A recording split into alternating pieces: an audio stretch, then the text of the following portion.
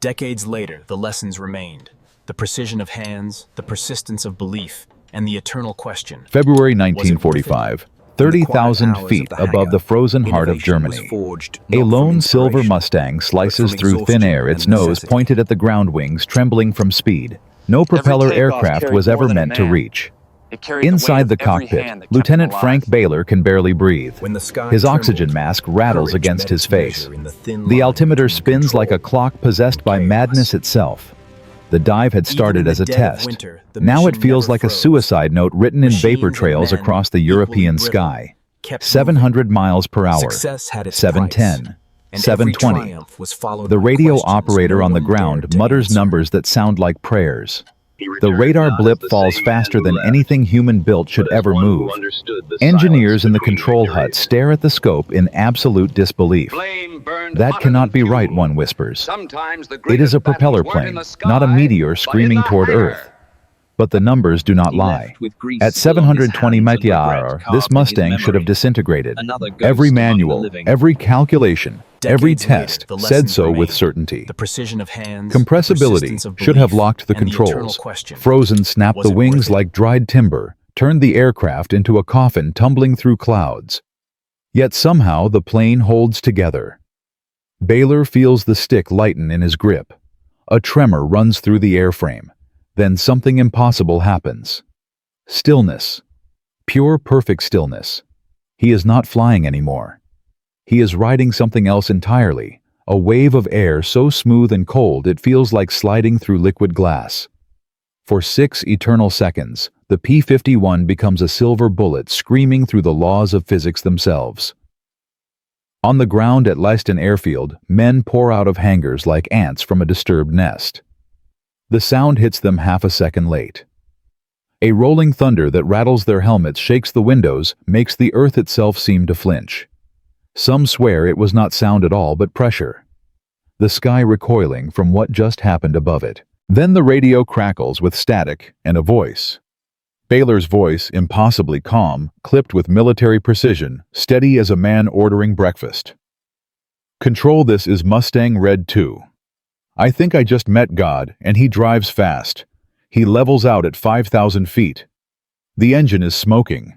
The propeller howls like torn metal being dragged across concrete. When he touches down on the runway, the Mustang's wingtips glow blue from friction heat.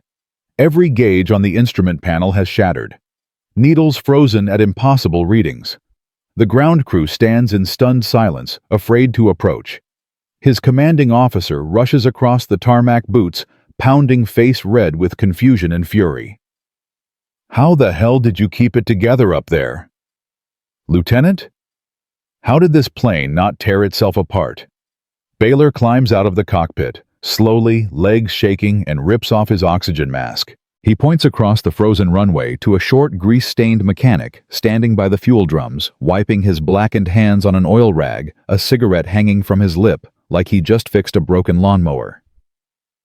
"Ask him," Baylor says quietly. "Ask the guy everyone called crazy. Ask the man who saved my life with an idea so ridiculous they almost court-martialed him for suggesting it." The mechanic does not salute. He just smirks. Exhales smoke into the cold English morning and nods once. His name is Alan Sparks Heller. The modification he built into this Mustang was never approved by any engineer, never logged in any official document, never supposed to exist at all. A week earlier, officers laughed at his proposal, called it ridiculous, dangerous, suicidal, told him to stick to changing oil and checking tire pressure. But now, a P-51 Mustang has just hit Mach 0.93. For the first time in aviation history, the sound barrier blinked, and a mechanic from Detroit with grease under his fingernails proved that sometimes the impossible just needs someone stupid enough to try.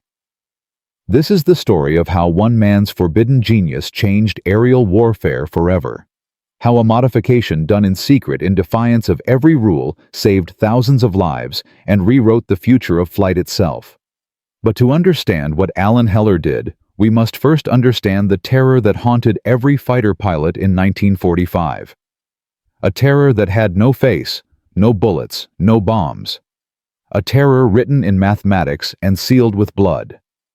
They called it the compressibility barrier, and it was killing Allied pilots faster than the Luftwaffe ever could. By early 1945, the war in Europe had entered its final brutal phase.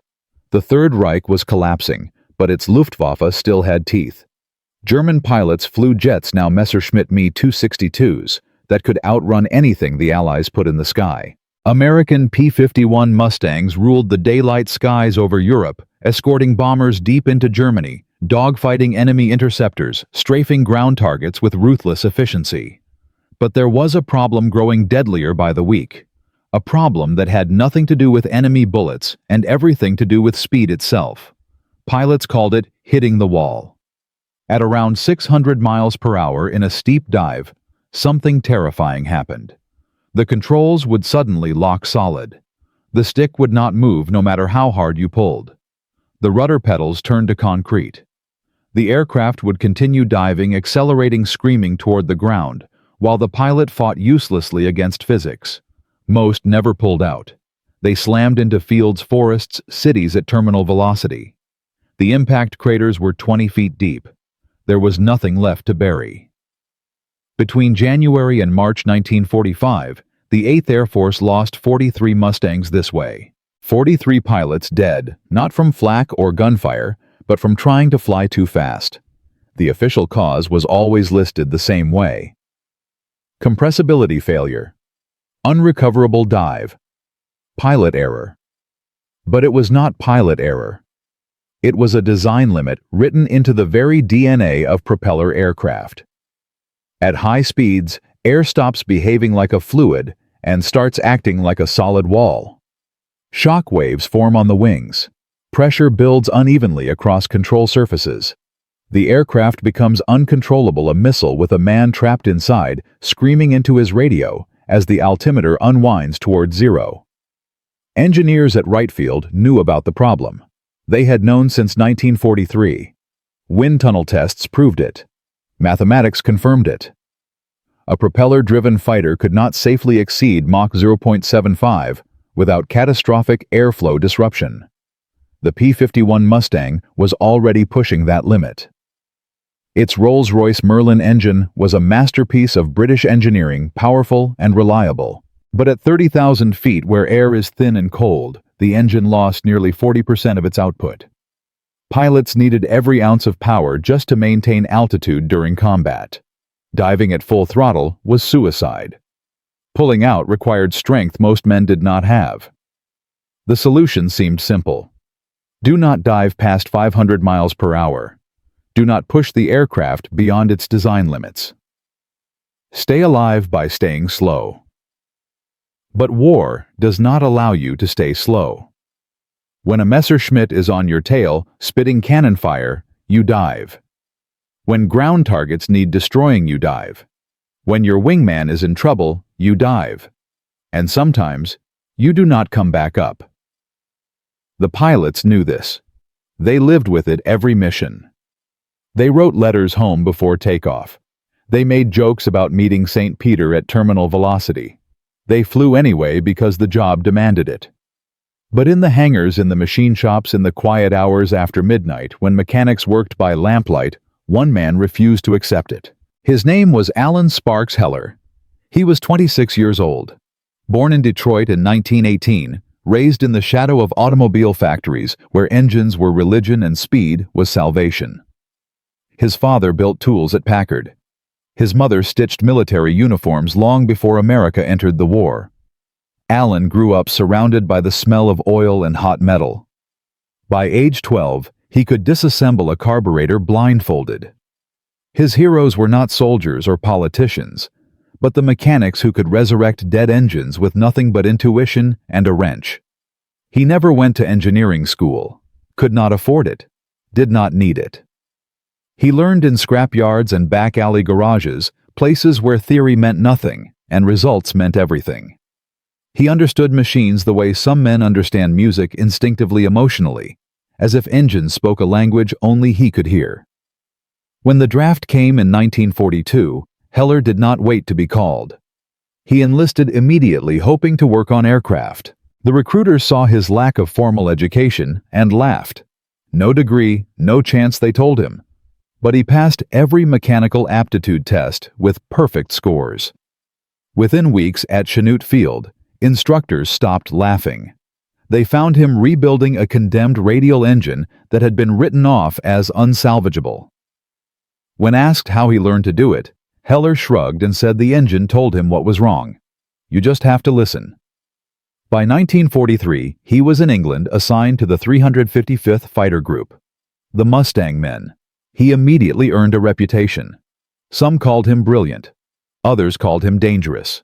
He did not follow the technical manuals like scripture the way other mechanics did. He experimented, modified, improved. When pilots complained about losing power at high altitude, Heller would say, "Give me one night with her, and I will make her sing louder."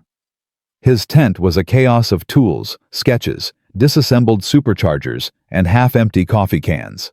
He slept on engine cowlings, wore a belt made from a cut radiator hose, kept a cigarette behind his ear even when working with high-octane fuel.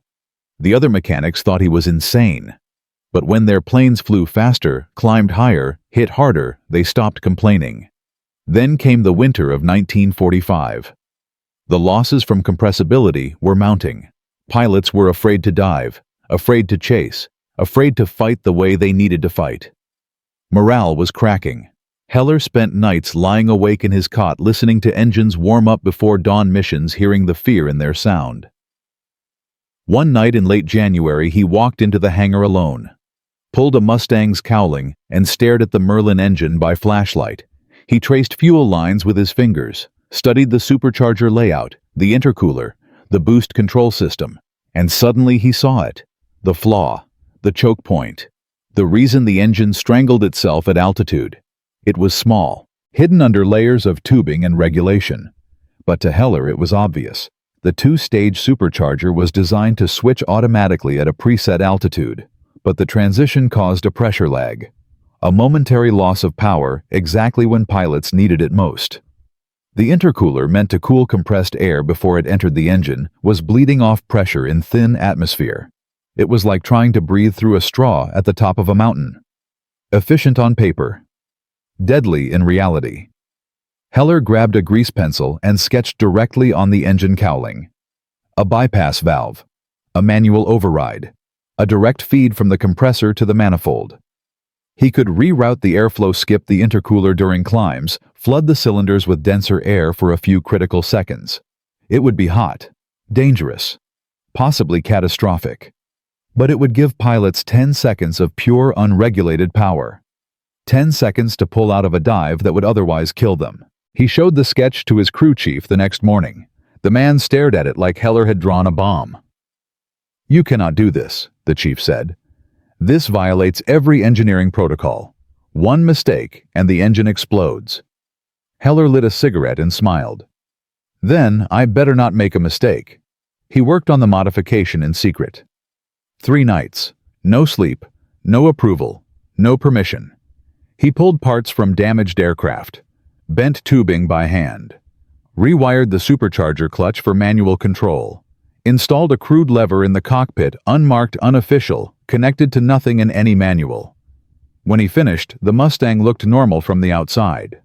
But under the skin, it was something else entirely. A machine unchained. An engine that could breathe fire. The test pilot was Lieutenant Frank Baylor, a hotshot from Illinois with a taste for danger and a disregard for authority that matched Heller's own. When Heller explained the modification, Baylor did not hesitate. "When do we fly?" he asked. Heller grinned. "Tomorrow at dawn. And tell nobody. If this works, they will call us heroes. If it fails, they will call us dead." The morning of February 18, 1945, arrived cold and gray. Fog clung to the runway at Leiston Airfield like a burial shroud. Heller and Baylor met beside the modified Mustang in silence. No words needed. Just a handshake and a nod. Baylor climbed into the cockpit. Heller leaned in close. "Remember," he said, 10 seconds of boost. Any longer, and she melts." Baylor tightened his oxygen mask. 10 seconds, he repeated. I will make them count. The engine coughed to life, then roared. A sound deeper and angrier than any Merlin should make. Mechanics across the airfield stopped and stared. That does not sound right, someone whispered. Exactly, Heller said under his breath. That is the point. The Mustang screamed down the runway and clawed into the sky. Baylor climbed to 25,000 feet, then 28,000, then 30,000. The air was thin as ghosts. Then he rolled inverted and nosed over into a dive, straight down, full throttle, and he reached for the unmarked lever Heller had installed, the boost override, the forbidden switch. The moment he pulled it, everything changed. The engine did not just respond, it exploded with power. The manifold pressure gauge shattered. The airframe shook like it was tearing apart. But the Mustang did not slow, it accelerated. 600 miles per hour, 640, 680. Faster than any propeller plane had ever flown. Faster than physics said was possible. And then at 720 miles per hour the shaking stopped. The noise fell away. The controls smoothed out. Baylor was no longer fighting the air. He was gliding through it. Floating on a wave of speed so pure it felt like silence. On the ground, radar operators watched the scope in horror. That cannot be real, one said. It is, another whispered. That is a Mustang doing Mach 0.93. When Baylor pulled out of the dive at 5,000 feet, the Mustang was smoking, shaking, screaming, but alive. He landed with blue scorched wingtips and a shattered instrument panel. The ground crew surrounded the plane like it was a crashed UFO. Heller stood apart, hands in his pockets, cigarette between his lips, smiling like a man who just stole fire from the gods. Did she hold? He asked. Baylor climbed out, legs trembling, face pale. She did not just hold, he said. She flew. But their victory was about to become their greatest danger. Because what they had just done was impossible. And the United States Army Air Forces did not believe in impossible. Within hours, jeeps arrived. Officers with clipboards, engineers with cameras, men in clean uniforms who had never touched an engine but believed they understood them. They swarmed the Mustang, took samples, measured everything, demanded explanations. And when they opened the cowling and saw what Heller had done, their faces turned white. This is not authorized, one said. This is illegal, another snapped. This could have killed him. A third shouted. Heller shrugged. But it did not. It saved him. And it will save 1,000 more if you let it. They did not let it. By sunset, Heller was grounded. The Mustang was impounded. His modification was classified. His notes confiscated. The test flight erased from official records. They called it a statistical anomaly. Instrument error. Impossible data. But the pilots knew. The mechanics knew. Alan Sparks Heller had just broken the sound barrier in a propeller plane, and the only crime he committed was proving that impossible was just another word for not yet. But this was only the beginning, because what Heller discovered in that frozen English hangar would change aviation forever. And in part 2, we will see how his forbidden genius spread through the skies like wildfire, how the military tried to bury him, and how one mechanic's ridiculous idea became the foundation of modern supersonic flight. Alan Sparks Heller had just done the impossible. His illegal modification pushed a P-51 Mustang to 720 miles per hour, shattering every belief about what propeller aircraft could achieve. Lieutenant Baylor survived a dive that should have killed him. The radar confirmed Mach 0.93. But within hours, the military impounded the aircraft, confiscated Heller's notes, and grounded him indefinitely. His crime was not failure. His crime was proving that the impossible was just physics waiting to be challenged. The test was classified, the data erased. The only evidence left was a smoking engine and scorched wingtips glowing blue from friction heat. But secrets have a way of spreading. And what the Air Force tried to bury was about to explode into the biggest fight of Heller's life. Because convincing one pilot to risk his life was easy. Convincing the entire United States military establishment to admit they were wrong. That was a war no wrench could win. February 20th, 1945. 2 days after the test flight. Wright Field, Ohio. The heart of American aviation engineering. A mahogany conference table stretched 20 feet long, surrounded by men in pressed uniforms with ribbons and stars on their chests. At the head sat Major General Curtis Vance, Chief of Air Technical Service Command. Beside him, 3 full colonels, 2 civilian engineers from Rolls-Royce, and a stenographer taking notes that would never see daylight.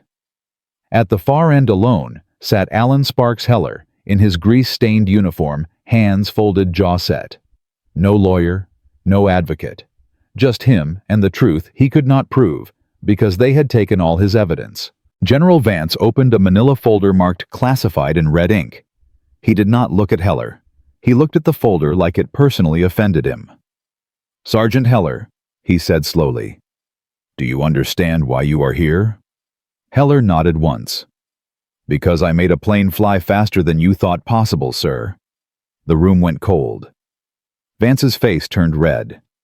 "You endangered a pilot," he snapped. "You modified military equipment without authorization. You violated 16 separate regulations. Your so-called modification could have exploded mid-flight and killed Lieutenant Baylor instantly." Heller leaned forward. "But it did not explode, sir. It flew. And it flew better than anything we have ever put in the sky." One of the colonels, a man named Pritchard, with gray temples and a West Point ring, cleared his throat. "The data you claim, this 720 miles per hour figure, is physically impossible for a Merlin engine. Our engineers at Rolls-Royce confirmed that compressibility would have destroyed the airframe long before reaching that speed." Heller looked directly at him. "Then your engineers are wrong, sir. With respect." The Rolls-Royce civilian, a thin man with wire-rimmed glasses named Davies, stood abruptly. "Wrong. We have built aircraft engines for 30 years. We have wind tunnels, mathematics-tested limits. You have a wrench and a cigarette. What makes you think you understand aerodynamics better than an entire laboratory?" Heller smiled, not mockingly, but with the tired patience of a man who had heard this argument his entire life. "Because I listen to the engines, sir, and they do not lie. Mathematics can. Regulations can. But metal and air, they only tell the truth." Another colonel slammed his palm on the table. "This is insane. We cannot redesign our entire fighter fleet based on the word of one mechanic with no formal education who broke every rule we have." Heller did not flinch. "Then do not take my word, sir. Test it. Give me one Mustang, one official trial. Let me prove it works. If I am wrong, court-martial me. If I am right, you save 1,000 pilots from dying in compressibility dives." The room fell silent. General Vance closed the folder slowly. "You do not understand how the military works, Sergeant. We do not gamble on wild theories from the motor pool. We follow procedures. Proven science. Established protocols." Heller stood, boots scraping the floor. "And how many men have died following those protocols? Sir, 43 Mustangs lost to compressibility in the last 3 months. 43 pilots who pulled the stick with everything they had and still hit the ground at terminal velocity. How many more before you admit maybe the protocols are killing them?" Vance stared at him with the cold fury of a man unaccustomed to being challenged by subordinates. "Sit down, Sergeant. Now." Heller sat, but his eyes never left the general's face. The meeting ended 10 minutes later. No decision, no approval, just a dismissal and a warning. "Stay away from aircraft, Heller. You are reassigned to ground equipment maintenance effective immediately. Touch another engine, and you will spend the rest of this war in a stockade." Heller saluted, turned and walked out. But as the door closed behind him, he heard something. A voice from inside the room. Quiet, uncertain. What if he is right? That voice belonged to Colonel James Ryder, a combat veteran who had flown P-40s in North Africa before being promoted to logistics command. Unlike the others, Ryder had nearly died in a compressibility dive himself. He knew the terror. He knew the statistics. And unlike the bureaucrats at the table, he knew that wars were not won by following procedures. They were won by men willing to break them when lives were at stake. 2 days later, Ryder found Heller in a supply depot sorting spark plugs. "They need to see it work," Ryder said without introduction. "The general will never approve based on words. He needs proof. Undeniable, documented, reproducible proof." Heller looked up. "They took my plane. They banned me from the flight line. How am I supposed to prove anything?" Ryder pulled a folded paper from his jacket. "Transfer orders.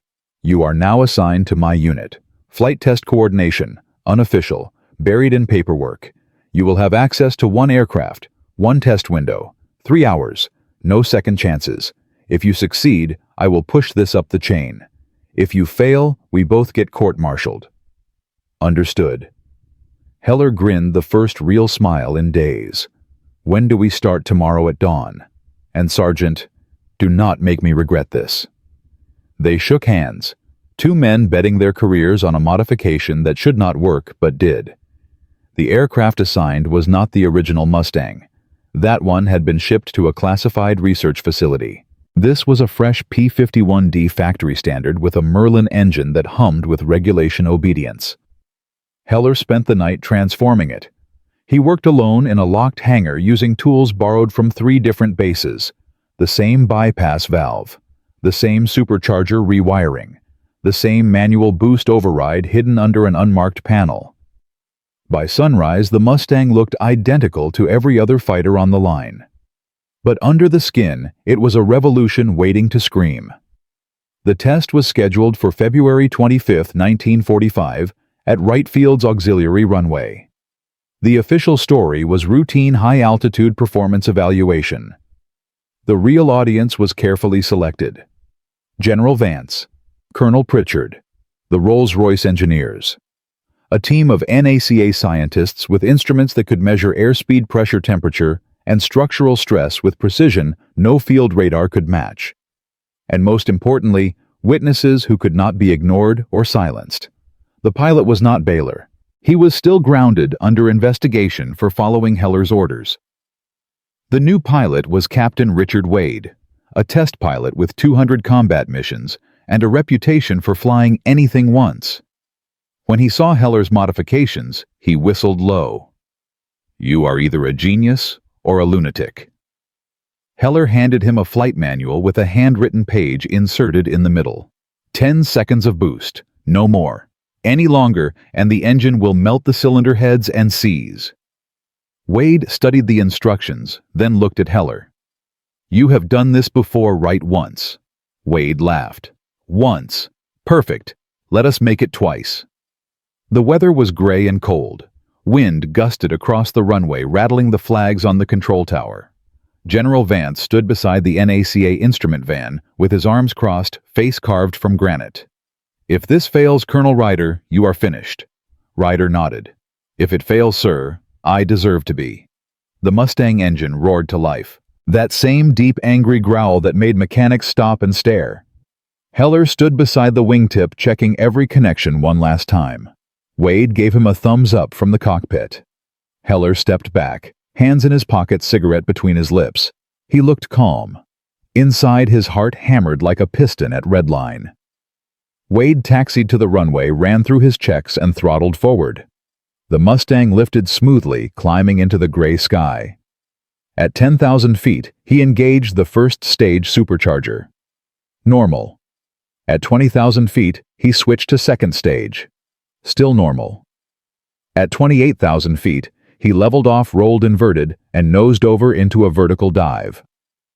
On the ground, engineers watched instrument panels flicker with data. Airspeed climbing. 400 miles per hour. 450. 500. Wade's voice crackled over the radio. "Controls are responsive. Airflow normal. Continuing descent." At 550 miles per hour, the Mustang began to shake. Vibrations rattled the wings. The stick grew heavier. This was the edge, the point where most pilots pulled out or died trying. General Vance leaned forward, staring at the altimeter readout. "He is going too fast. Tell him to pull out." Colonel Ryder held up a hand. Wait. At 600 miles per hour, Wade reached for the unmarked lever. The boost override. The forbidden switch. He pulled it. The engine did not just respond, it detonated with power. The manifold pressure gauge buried itself past the red line. The entire airframe shuddered like it was tearing apart at the rivets. Then, at 640 miles per hour, something impossible happened again. The shaking stopped. The noise fell away. The aircraft went smooth. Wade's voice came through the radio, calm, almost wondering. I am not flying this plane anymore. It is flying itself. I have never felt anything like this. The controls are light. The air is smooth. It is like the aircraft found a groove in the sky and locked into it. Keep going, Ryder said quietly. Take it as far as she will go. At 680 miles per hour, the NACA instruments began screaming alerts. Transonic flow detected. Shockwave formation on wing surfaces. Structural stress approaching critical limits. One of the scientists shouted, "He needs to pull out now or the wings will fail." But Wade did not pull out. He held the dive. Trusting the machine. Trusting Heller. At 710 miles per hour, the data recorders captured something no one had seen before. The shock waves that should have torn the wings apart were dispersing through the modified intake system, bleeding pressure evenly across the fuselage. Heller's crude bypass valve was acting like a primitive shock diffuser, redirecting supersonic airflow away from the control surfaces. At 718 miles per hour, Wade finally pulled back on the stick. The Mustang groaned, protested, then obeyed. It climbed out of the dive smoothly, wings glowing faintly from heat. He leveled off at 8,000 feet, engine smoking, but alive, and circled back toward the runway. When he landed, the Mustang's tires screamed against the concrete. Wade shut down the engine and sat motionless in the cockpit for 10 seconds. Then, he ripped off his oxygen mask, climbed out, and walked straight to Heller. He did not salute. He just grabbed Heller's hand and shook it hard. "You just saved my life and every pilot who will ever fly one of these. Thank you." General Vance approached slowly, flanked by the scientists holding data printouts. His face was unreadable. The instruments confirm 718 miles per hour sustained velocity. Mach 0.92. Structural integrity maintained throughout. Compressibility effects present but controlled through. He paused, looking at Heller through unorthodox pressure management. He turned to the Rolls-Royce engineers. "Gentlemen, it appears we were wrong." The chief engineer Davies stared at the data like it was written in a foreign language. "This should not work. The mathematics say it cannot work. But it does." Vance folded his arms. "Colonel Ryder, prepare a full technical report. I want this modification documented, tested, and ready for fleet-wide implementation within 30 days. Ryder saluted. "Yes, sir." And Sergeant Heller Vance looked at him for a long moment. "Your reassignment to ground equipment is rescinded. You are hereby appointed Chief Technical Consultant for Project Rapid Ascent. Congratulations, Sergeant. You just changed the war." But success in a controlled test was one thing. Implementing Heller's modification across hundreds of combat aircraft in active war zones was something else entirely. The logistics were staggering. Each Mustang required 6 hours of modification work. Parts had to be fabricated by hand since no factory blueprints existed. Mechanics had to be trained by Heller personally because his method relied on feel and intuition as much as measurements. And not everyone believed. At bases across England, crew chiefs refused the modifications. Too risky, too unproven, too different from the manual. Heller spent March 1945 traveling from airfield to airfield, demonstrating the technique, arguing with skeptics, convincing pilots one cigarette conversation at a time. Some listened. Others did not. Then, on March 15th, a modified Mustang flown by Lieutenant Thomas Koenig engaged 3 Focke-Wulf fighters over Hamburg. Outnumbered and low on ammunition, Koenig dove. The German pilots followed, confident the American would either pull out early or die trying. Instead, Koenig hit 690 miles per hour and kept diving. The Focke-Wulfs tried to follow. Both disintegrated from compressibility. Koenig pulled out smoothly, climbed, and returned to base untouched. The story spread like fire. By April 1945, over 60 Mustangs had been modified. Losses from compressibility dives dropped from 43 in 3 months to 0. Pilots who had been afraid to dive were now hunting enemy aircraft with confidence. The psychological advantage was as important as the technical one. German pilots no longer had safe altitude, no escape speed. The Mustangs could follow them anywhere. But someone was paying attention. Someone on the other side. In the final weeks of the war, German intelligence intercepted radio chatter about the modified Mustangs. They analyzed wreckage, interviewed captured pilots, and they began developing countermeasures. Faster dives, tighter turns, desperation tactics. The war was ending, but the battle for air superiority was intensifying in ways no one had predicted. Alan Sparks Heller had gone from grounded mechanic to the man who rewrote the rules of aerial combat in less than 6 weeks. His modification was saving lives daily. Pilots called the boost override switch the Heller handle. Some painted sparks on their engine cowlings in tribute. He should have been celebrating. Instead, he was worried, because the modification worked almost too well. And whenever something seemed perfect, Heller had learned it meant you had not found the flaw yet. On April 18th, a modified Mustang suffered catastrophic engine failure over France. The pilot barely made it back. When mechanics tore into the engine, they found the supercharger bearings had melted, fused together from excessive heat. The boost override had been held too long. 15 seconds instead of 10. Heller stood over the destroyed engine, hands shaking. This was his nightmare. His modification had given pilots a weapon. But like any weapon, it could kill them if used wrong. The military convened another meeting. Same table, same generals. But this time the question was different. Is this modification too dangerous to continue? Can we trust pilots not to abuse it? Heller stood before them again, exhausted, covered in oil from inspecting 20 engines in 3 days. The modification is not dangerous, he said quietly. Stupidity is dangerous. We need better training, clearer instructions, governors that limit boost duration automatically. General Vance interrupted. Or we stop the modifications entirely. Return to standard configurations. Accept the compressibility losses as the cost of safety. Heller looked him in the eye. Sir, how many pilots died from compressibility before my modification?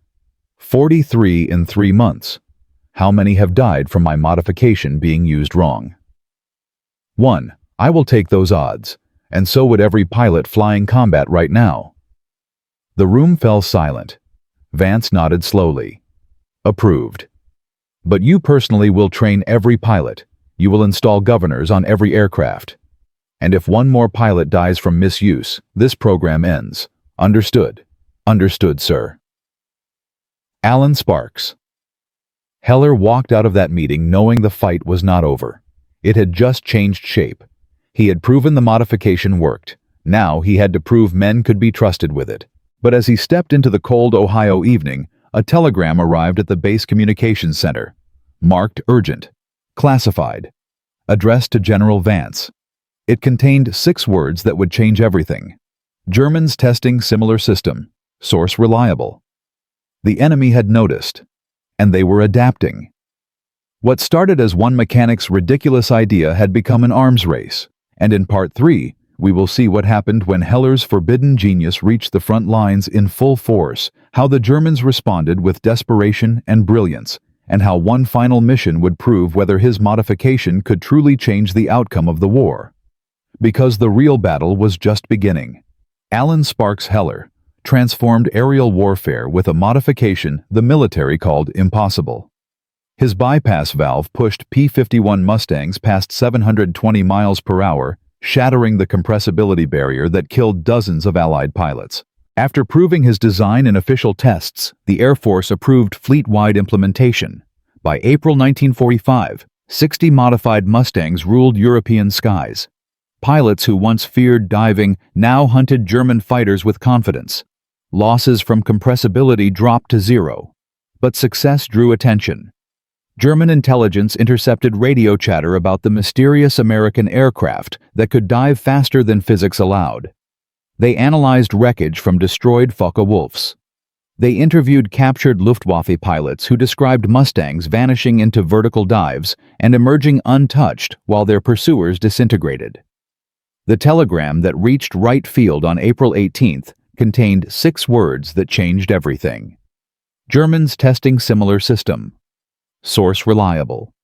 What began as one mechanic's forbidden experiment had become an arms race. And now this was no longer about proving an idea. This was about survival. April 22, 1945. Luftwaffe, High Command, temporary headquarters near Salzburg, Austria. The Third Reich was collapsing. Soviet forces closed on Berlin from the east. Allied armies pushed through Germany from the west. But in a bunker buried beneath Alpine rock, German aviation engineers studied intelligence reports with growing alarm. Oberst Heinrich Müller, chief of Luftwaffe technical operations, spread photographs across a steel table. Images of crashed American Mustangs, close-ups of modified engine components, diagrams sketched from pilot debriefings. His hands shook not from fear, but from rage. "They have done something to their superchargers," he said quietly. "Something that allows sustained transonic performance without structural failure. Our pilots report American fighters diving at speeds we cannot match. 3 Focke-Wulfs lost over Hamburg last week, not from gunfire, from compressibility. They tried following a single Mustang into a dive. All 3 broke apart. The American pulled out smoothly. A younger engineer, Lieutenant Franz Becker, pointed to a schematic. We believe they are bypassing the intercooler during high-altitude dives, creating a direct pressure feed to the manifold. It is crude, but effective." Muller slammed his fist on the table. "Crude. It is winning them the war. Our jet program is 6 months from operational deployment. By then, we will have no pilots left alive to fly them. How many aircraft have we lost to these modified Mustangs in the past month?" Becker consulted a ledger. 47 confirmed, another 63 probable, and those are just fighters. Ground attack losses have tripled. Their dive bombing accuracy has increased 40% because they can reach attack speed faster and pull out steeper. Our flak cannot track them. Muller stared at the ceiling. "Then we adapt, immediately. I want every available Daimler-Benz and Jumo engineer working on a counter-modification. I want our pilots trained in evasive maneuvers specifically for high-speed engagements. And I want intelligence focused on capturing one of these modified aircraft intact. We need to understand exactly what they have done." Becker nodded. "And if we cannot capture one, sir, then we develop our own system from theory. We have the best aeronautical engineers in the world. If an American mechanic can solve this problem with a wrench, we can solve it with science. But science takes time, and time was the one resource Germany no longer had. Over the next 2 weeks, Luftwaffe tactics shifted dramatically. German pilots stopped engaging Mustangs in vertical combat. They used clouds for cover ambushed from above and disengaged the moment Americans gained altitude advantage. Focke-Wulf and Messerschmitt squadrons received emergency orders. Do not follow enemy aircraft into steep dives. Do not chase above 25,000 feet. Survive first, fight second. The psychological impact was devastating. German pilots who once ruled European skies now flew defensively, avoiding confrontation, running from aircraft they had previously hunted. But avoiding combat was not enough. On May 1, 1945, a formation of 12 modified Mustangs intercepted a German supply convoy near Munich. The Mustangs dove from 28,000 feet at speeds exceeding 680 miles per hour. They destroyed 19 trucks, 2 fuel depots, and a mobile command post in 4 minutes. German flak units fired over 300 rounds. Not a single Mustang was hit. The convoy commander radioed headquarters before his position was overrun. "They are not aircraft anymore. They are lightning with guns. We cannot fight this. The Germans were not the only ones struggling. Back in England, Heller faced a crisis of his own making. The modification worked brilliantly in combat. Too brilliantly.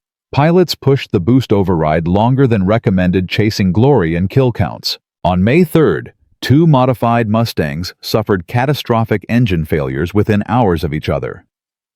Both pilots survived emergency landings, but the engines were destroyed. Supercharger bearings melted, cylinder heads cracked, pistons fused. The military convened an emergency investigation. Heller stood in a hangar at Leiston Airfield, surrounded by the wreckage of his creation. General Vance arrived from right field, face carved from stone. 2 engines, Sergeant. 2 failures in 1 day. Tell me why I should not ground the entire fleet right now. Heller knelt beside the destroyed components, running his fingers over the damage. Because these pilots held the boost for 30 seconds instead of 10, sir. Look at the scoring on the bearings. This is thermal failure from extended overload. Not design flaw. Operator error. A young pilot named Morrison stepped forward, face red with anger. You are blaming us. You built a system with no safety limits, no automatic shutoff, just a switch that says pull me and hope you do not die. That is not engineering. That is Russian roulette. Heller stood slowly, voice quiet but hard. I built a tool that saves lives.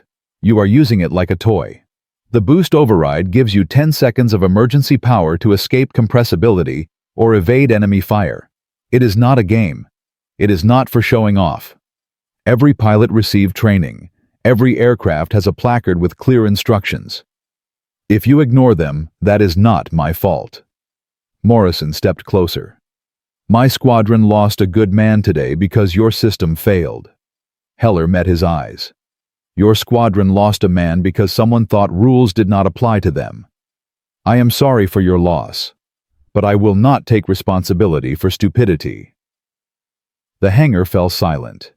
General Vance raised a hand. Enough. Sergeant Heller, you will install automatic governors on every modified aircraft within 72 hours. Spring-loaded cutoffs that kill the boost after 12 seconds, regardless of pilot input. No exceptions. And you, Lieutenant Morrison, will ensure every pilot in your squadron understands that this modification is a weapon, not a toy. Misuse it again, and I will personally ground your entire unit. Dismissed. Heller spent the next 3 days installing governors. 48 aircraft, 200 modifications. He worked 20-hour shifts, sleeping on engine cowlings between installations. His hands bled from cuts and burns. His back screamed from crawling into cramped engine bays. But he finished. Every aircraft now had a safety system that would prevent thermal failure. The modification was no longer just effective. It was reliable. And on May 8, 1945, it would prove its worth in a way no one anticipated. The war in Europe officially ended that day. Germany surrendered. But in the chaos of collapse, isolated pockets of Luftwaffe units refused to stand down. One such unit, Jagdgeschwader 77, remained operational near Prague with 16 Focke-Wulf fighters and orders to delay Allied advancement at any cost. On the morning of May 9th, they attacked a column of American ground forces moving through Czechoslovakia. The call for air support went out at 0620 hours. 8 modified Mustangs from the 357th Fighter Group scrambled from an advanced airfield near Pilsen. Among them was Captain Richard Wade, the test pilot who had flown Heller's first official demonstration. The same man who had trusted a mechanic's ridiculous idea when everyone else called it suicide. The flight took 18 minutes. They found the German fighters strafing American infantry, pinned in an open valley. Black smoke rose from burning vehicles. Tracer fire carved red lines across the morning sky. Wade's voice crackled over the radio, calm and cold. Red flight, this is lead. We engage in 30 seconds. They still think they can outrun us. Let us teach them otherwise. The Mustangs dove. Not cautiously, not gradually. Vertical dives from 24,000 feet, engines, screaming boost overrides engaged. They hit 650 miles per hour before the Germans even saw them coming. The Focke-Wulfs scattered. 4 tried climbing. 4 tried diving. The rest turned east, running for Prague. None made it. Wade locked onto the lead German, a yellow-nosed Focke-Wulf pulling hard into a climbing turn. The enemy pilot was good, experienced. He used every trick: barrel rolls, split S maneuvers, desperate jinking. But physics no longer gave him options. Wade followed the Focke-Wulf into a vertical dive that should have killed them both. The German pulled out at 4,000 feet, airframe shaking, wings bending. Wade kept diving, hit 680 miles per hour, then pulled the boost override. The Mustang did not just recover, it accelerated out of the dive. Wade climbed behind the Focke-Wulf, lined up the shot, and fired a 2-second burst. The German aircraft exploded, fuel tanks ignited. The wreckage tumbled into a forest, trailing black smoke. Across the valley, the other Mustangs hunted with surgical precision. Every German fighter that tried diving was caught. Every pilot who tried climbing was overtaken. In 12 minutes, all 16 Focke-Wulfs were destroyed. 14 confirmed kills, 2 probables, 8 American Mustangs, 0 losses, 0 damage. When Wade's flight returned to base, the ground crews counted bullet holes. They found none. The Combat After Action report filed that afternoon became legendary. It described an engagement where American fighters achieved complete air superiority, not through numbers or luck, but through technological dominance so absolute the enemy had no effective response. One line stood out, written by Wade himself. The modification developed by Sergeant Heller has rendered conventional fighter tactics obsolete. Enemy aircraft cannot escape, cannot pursue, cannot compete. This is not aerial combat anymore. This is controlled extermination. The report reached 8th Air Force headquarters within hours. Copies were distributed to every fighter group in Europe. Pilots who had resisted the modification requested it immediately. Skeptics became believers. Within a week, over 200 Mustangs received Heller's bypass valve and boost override. The impact extended beyond individual dogfights. Intelligence reports from the final weeks of the war showed a dramatic shift in Luftwaffe behavior. German pilots increasingly refused combat abandoned aircraft on the ground or surrendered immediately when American fighters appeared. Interviews with captured Luftwaffe personnel revealed why. They told us the Americans had built aircraft that could break the sound barrier, one pilot said. We knew it was impossible, but we saw it happen. Planes that dove faster than bullets, pulled out of dives we could not survive, climbed to altitudes we could not reach. What were we supposed to do? Die bravely. We chose to live instead. Statistical analysis confirmed the testimony.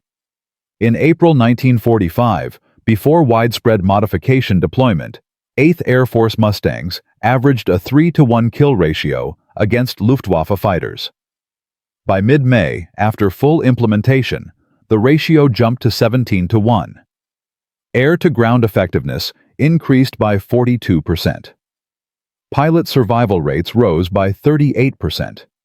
The modification saved an estimated 400 American lives in the final month of the European war alone. It also shortened the conflict. Luftwaffe resistance collapsed faster than projected because their fighters could no longer contest American air superiority.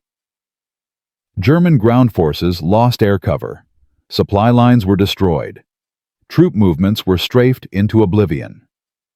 The modification did not win the war, but it accelerated victory and reduced casualties on both sides by making continued resistance pointless. On May 15, 1945, Alan Sparks Heller received a field promotion to technical sergeant and a commendation from 8th Air Force Command. The citation read in part, "For extraordinary technical innovation, resulting in significant tactical advantage and preservation of Allied lives." Sergeant Heller's modification to the P-51 aircraft has fundamentally altered the nature of aerial combat and contributed materially to Allied victory in the European theater. He did not attend the ceremony. He was in a hangar in Belgium training a new group of mechanics on installation procedures. When a colonel tracked him down to present the commendation, Heller looked at the certificate, nodded once, and set it on an oil drum.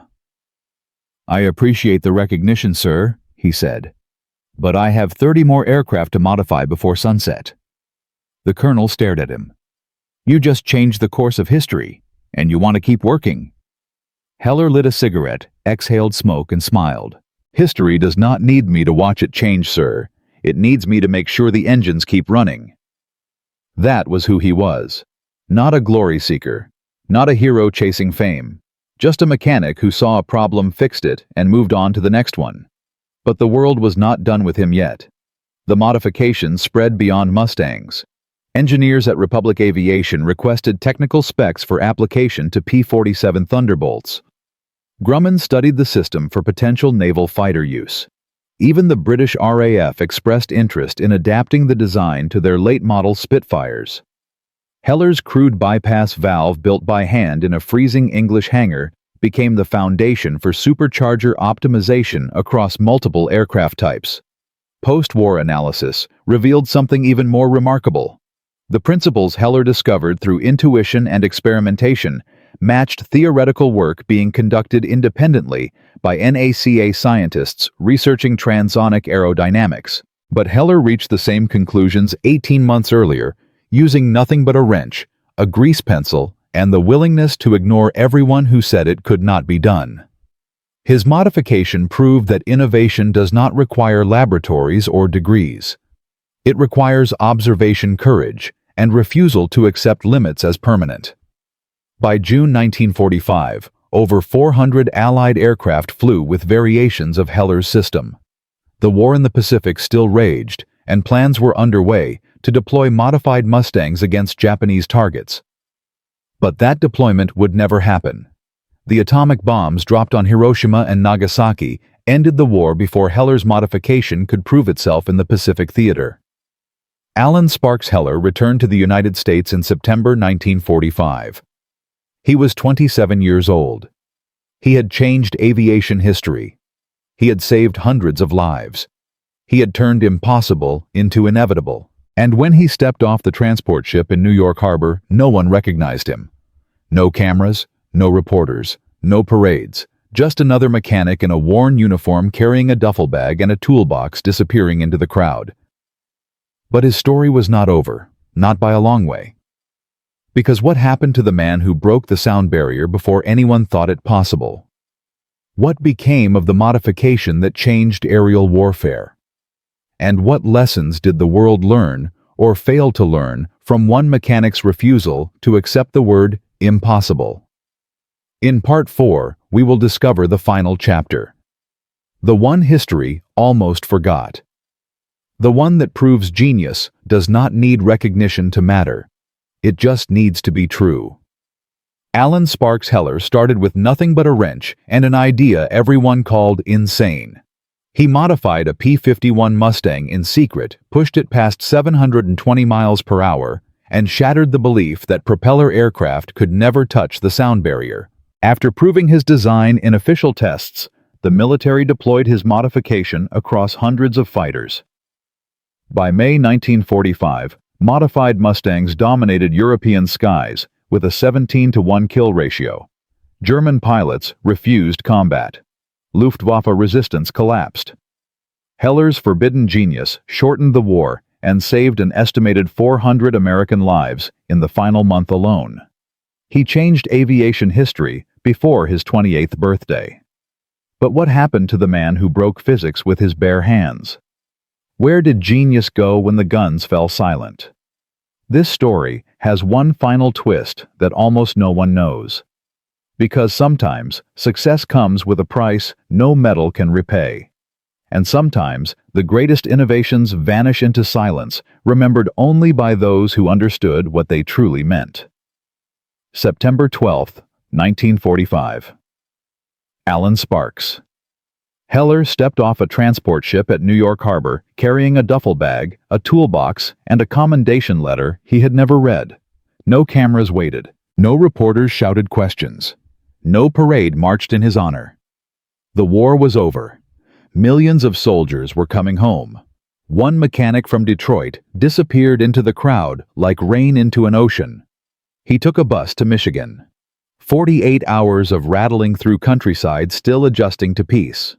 When he arrived at his parents' house on the west side of Detroit, his mother opened the door, saw his face, and wept. His father shook his hand without words, the way men do when language fails emotion. They had received letters during the war, vague mentions of aircraft maintenance. Nothing about modifications, or test flights, or changing the course of aerial combat. Heller never told them. He just went back to work.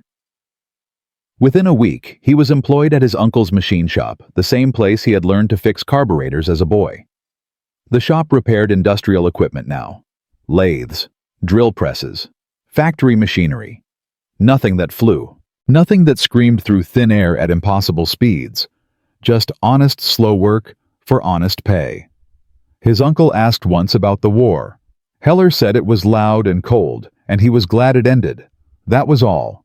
He never mentioned the Mustang, never spoke about the night he sketched a bypass valve on an engine cowling, never told anyone he had touched the edge of the sound barrier before anyone thought it possible. But silence could not erase what he had done. In October 1945, a letter arrived from Wright Field. Official military stationery. Inside was a certificate of merit signed by General Henry Arnold, Commanding General of the Army Air Forces. The citation described Heller's technical innovation as fundamentally altering modern aerial warfare. It commended his courage, creativity, and contribution to Allied victory. There was also a medal, the Legion of Merit, for exceptionally meritorious conduct in the performance of outstanding services. Heller read the letter once, set the medal in a drawer beneath old work gloves, and never mentioned it again. His mother found it years later while cleaning. She asked why he never told them he was a hero. He said he was not a hero. He was a mechanic who fixed a problem. That is all he ever wanted to be. But the men who flew his modification never forgot. Lieutenant Frank Baylor, the pilot who survived the first 720-mile-per-hour dive, wrote to Heller every Christmas until his death in 1987. The letters always said the same thing. "You saved my life. Thank you." Captain Richard Wade, who led the final air battle over Prague, named his first son Alan. When the boy asked why Wade told him about a mechanic who proved that impossible was just another word for not yet. Across America, dozens of pilots who flew modified Mustangs carried Heller's name in their memories. Some tried visiting him in Detroit. Most never found him. He did not want to be found. Yet his invention lived on in ways he never saw. The modification that military bureaucrats tried to bury became the foundation of post-war aviation development. In 1947, the Bell X-1 broke the sound barrier officially. Chuck Yeager became a legend. The media called it the first supersonic flight. But engineers at Wright Field knew better. They had studied Heller's bypass valve. They had analyzed the pressure management system that allowed a Mustang to hit Mach 0.93 without disintegrating. The X-1 used a more sophisticated version of the same principle. Variable pressure bleed. Shockwave diffusion through controlled airflow routing. On paper, it was revolutionary science. In practice, it was what a Detroit mechanic had built with scrap tubing and intuition 2 years earlier. The Bell engineers never credited him publicly. But in their private notes, archived decades later at the Smithsonian, his name appeared 17 times. One notation read simply, "Heller was right. We just made it complicated." The principles he discovered spread through jet engine design, supersonic transport development, even early spacecraft re-entry systems. Every time an aircraft managed transonic flow without structural failure, it used mathematics that matched what Heller had achieved by listening to engines breathe. His crude modification became elegant engineering. His forbidden experiment became textbook aerodynamics, but his name faded from the official record, replaced by laboratories and universities, and men with degrees who translated his work into language academia could accept. The Korean War began in 1950. American F-86 Sabres dominated North Korean MiG-15s with a 10-to-1 kill ratio. The Sabres' success came partly from superior pilot training, but it also came from variable intake geometry that managed supersonic shockwaves during high-speed combat. The system was a direct descendant of Heller's supercharger bypass. Air Force engineers called it boundary layer control. Heller would have called it letting the engine breathe properly. By the Vietnam War, every American fighter jet used some variation of pressure bleed management. F-4 Phantoms, F-105 Thunderchiefs. Even the SR-71 Blackbird, which flew at Mach 3.2, relied on inlet spike geometry that directed shock waves away from engine compressors exactly the way Heller's valve redirected pressure away from Mustang control surfaces. The technology evolved. The terminology became more sophisticated, but the core idea remained unchanged. Do not fight the air. Redirect it. Let physics work for you instead of against you. Over 70 years of supersonic aviation, an estimated 12,000 pilots survived high-speed flight situations that would have killed them. Without pressure, management systems descended from Heller's work. 12,000 lives saved by a modification sketched in grease pencil on a frozen English night. But he never knew that number. He died in 1963 at age 45 from lung cancer, likely caused by years of breathing aviation fuel and cigarette smoke. His obituary in the Detroit Free Press was 4 lines long. Alan J. Heller, machinist. Survived by his wife and brother. Funeral private. No mention of the war. No mention of the Mustang. No mention of changing history. The true lesson of Alan Heller's story is not about aviation technology. It is about human systems and how they resist innovation. Every major advance in military history faced the same pattern. An outsider proposes an idea. Experts reject it. Bureaucrats forbid it. Then desperation forces a test. The idea works. Suddenly everyone claims they supported it from the start. Heller proved that innovation does not require formal education or institutional approval. It requires observation courage and refusal to accept no as permanent. But institutions hate that lesson. They cannot control it, cannot standardize it, cannot reduce it to procedures and protocols. So they bury the outliers and credit the laboratories. They turn messy genius into clean science. They erase the mechanics and celebrate the engineers. History is filled with Hellers, men and women who saw problems clearly and fixed them simply while experts debated impossibility. In World War II alone, dozens of unauthorized modifications changed outcomes. A Navy cook who redesigned depth charge fuses, increasing submarine kill rates by 30%. A supply sergeant who invented portable airfield matting, allowing fighters to operate from unprepared fields. A factory worker who discovered a faster method of welding Liberty ship hulls, cutting production time by 11 days per vessel. None became famous. All were essential. Their stories share a common thread. They ignored authority when authority was wrong. They trusted evidence over credentials. They understood that solving problems mattered more than following rules. Modern military institutions still struggle with this tension. The Pentagon spends billions on research and development. But breakthrough innovations often come from junior personnel tinkering in maintenance bays, not from funded laboratories. The soldiers who added improvised armor to Humvees in Iraq. The pilots who developed new air-to-ground tactics in Afghanistan. The technicians who modified drones for roles their designers never intended. Each faced resistance. Each proved their worth in combat. Each echoed Heller's pattern. Try, prove, get grudgingly accepted. Then watch as the institution takes credit. This dynamic extends beyond military contexts. Every industry, every field, every human system faces the same challenge. How do you encourage innovation while maintaining order? How do you empower creative problem solvers without descending into chaos? How do you distinguish between dangerous recklessness and visionary courage? Before testing reveals the difference. There are no simple answers, but Heller's story suggests guidelines. Listen to people who work directly with the problems. Trust practitioners over theorists when claims conflict. Create space for controlled experimentation. Reward results more than credentials. And most importantly, admit when you are wrong quickly enough to save lives. These lessons apply whether you build aircraft, manage companies, or navigate personal challenges. The skills that let Heller hear what engines needed are the same skills that let anyone perceive solutions others miss. Attention, patience, willingness to question assumptions, courage to act despite disapproval. But there is one detail about Alan Heller's story that almost no one knows. A final twist that completes the circle in an unexpected way. In 2003, a researcher at the Smithsonian National Air and Space Museum began cataloging unprocessed documents from Wright Field's World War II archives.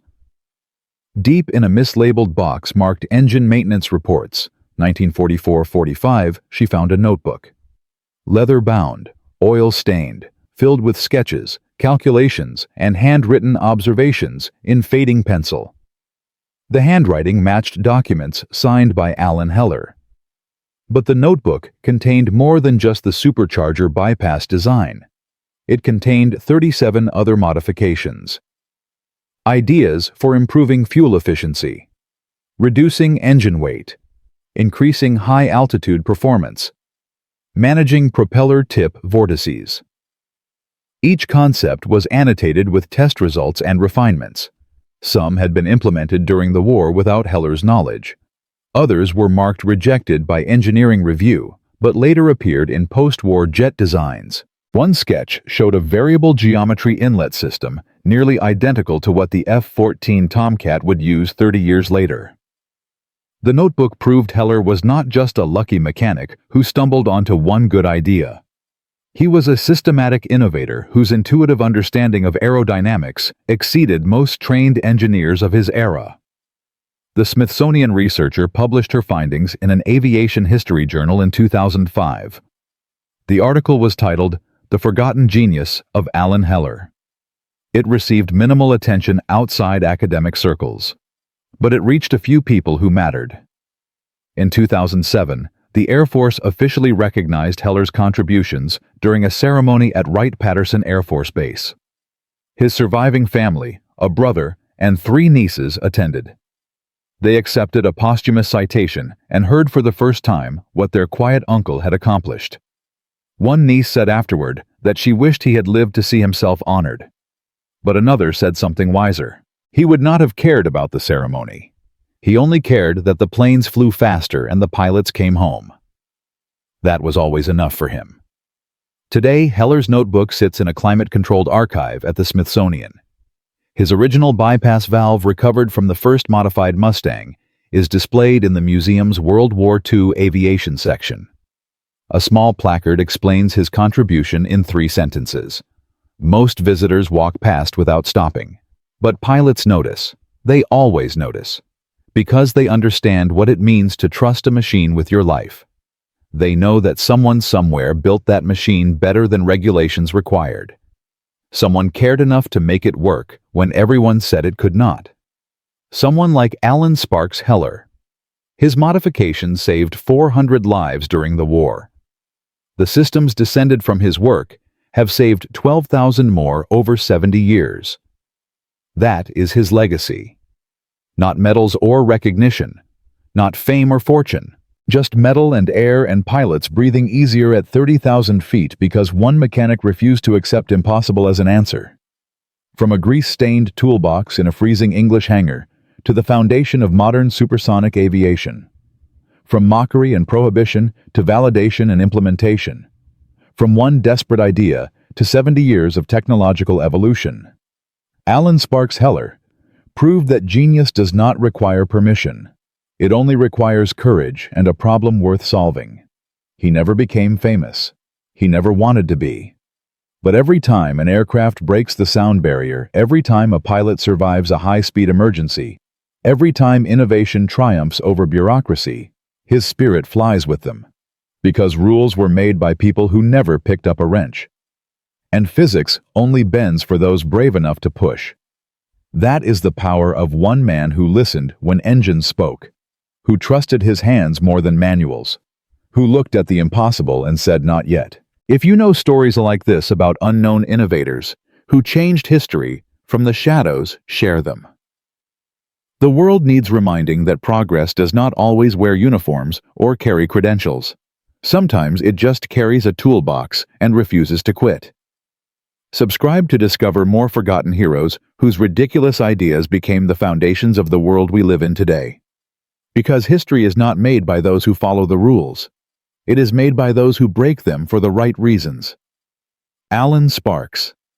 Heller broke the sound barrier before anyone thought it possible. But more importantly, he broke the belief that only experts can innovate. And that belief, once shattered, can never be repaired. The sky has no limits, only the ones we accept. Heller refused to accept any. And the sky has never been the same.